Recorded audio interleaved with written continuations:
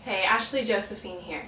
Today we're going to do 3 poses to help you increase your flexibility. So the tightest areas of the body are typically the hamstrings, hips, and shoulders. It's different for everyone, but I'm sure at one point or another in your life you've experienced a lot of tightness in these 3 areas.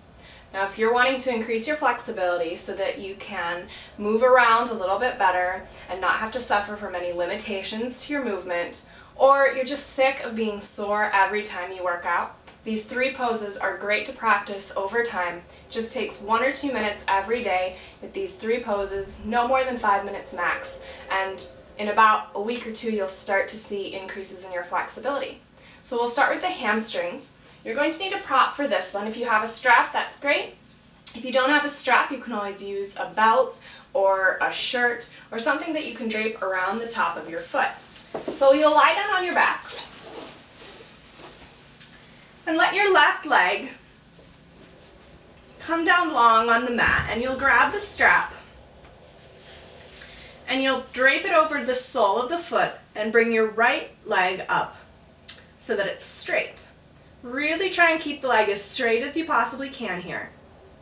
And then you'll pull the strap down towards you to bring the leg in towards your torso. It helps to keep the toes flexed back towards your face. You'll feel that stretch right along the inside of the calf. But play around with it. Maybe point the toes, see how that feels, and then flex the toes and see how that changes the stretch. Remember, as always in all yoga poses, to breathe through any tension and sensation that you feel in the pose. And on your exhales, maybe bring the leg a little bit closer toward the torso.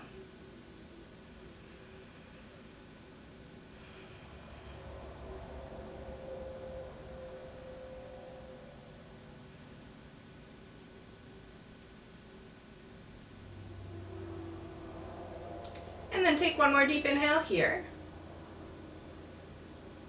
And on your release, slowly bend the leg, bring the strap out from the foot, and switch legs. The right leg comes down long on the mat, the left knee bends, drape the strap over the ball of the foot,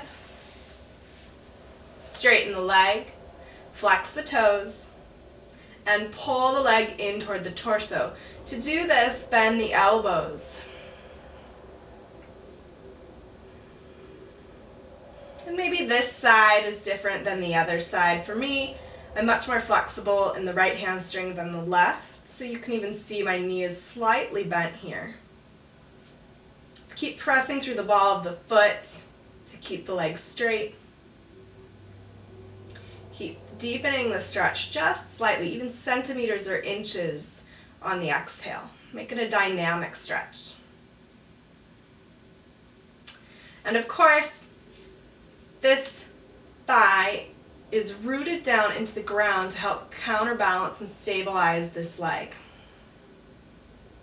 So if the leg tends to come up off the floor, use your right hand and press it down on the right thigh to encourage it down. It also helps to ground the right heel into the mat as well.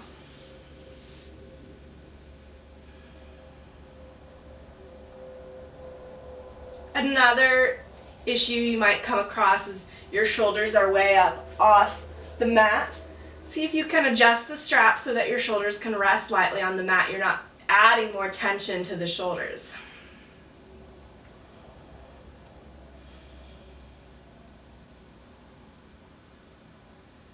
Just one more deep inhale here. And then gently bend your knee and release the leg. You can remove your strap. We're finished with that. We'll move on to the hips next. Now this pose looks a little bit weird. It's called Happy Baby Pose.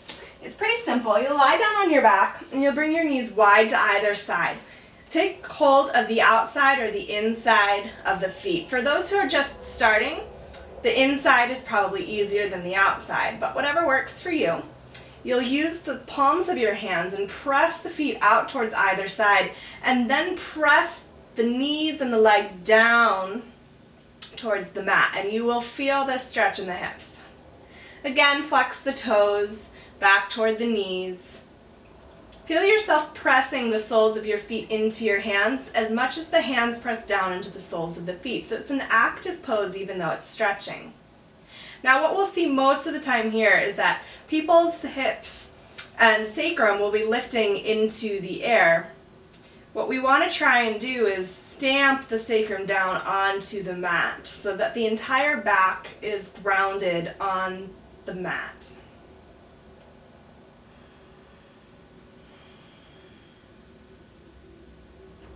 Breathe a few times here.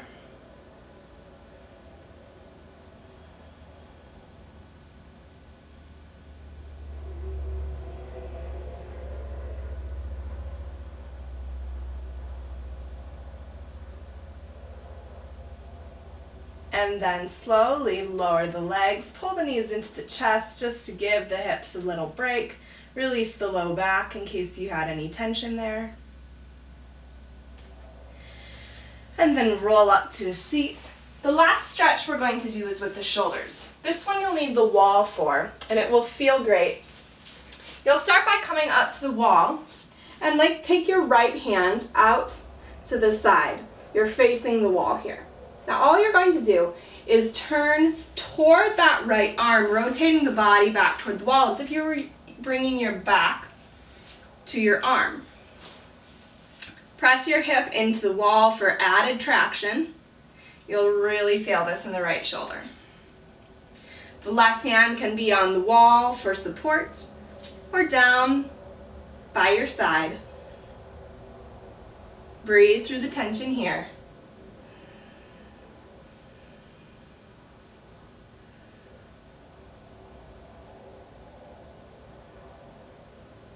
And then switch. Come back down, facing the wall, release the right hand to the side, take the left hand out, facing the wall, and then open up the body as if you're turning around so that the back were to hit the wall. Press the hip in, maybe even the side of the chest in toward the wall to give you that traction to continue opening up the chest. See if you can keep the stretch in the shoulder and not the neck as much. So keep the neck just gently gazing forward, pressing the palm of the hand into the wall as well, breathing through the tension.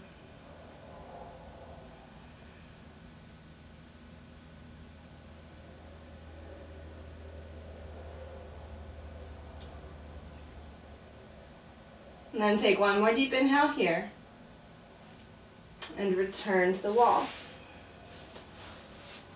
Shake out your arm. Take a seat.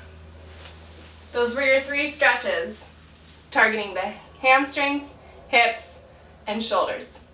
I hope that you've enjoyed these stretches. Keep working on it for the next 2 to 3 weeks, and then come back to the website at ashleyjosephine.com and let me know how you're doing, how you're feeling, if your flexibility has increased or not. And I will see you on the mat next time. Have a great day.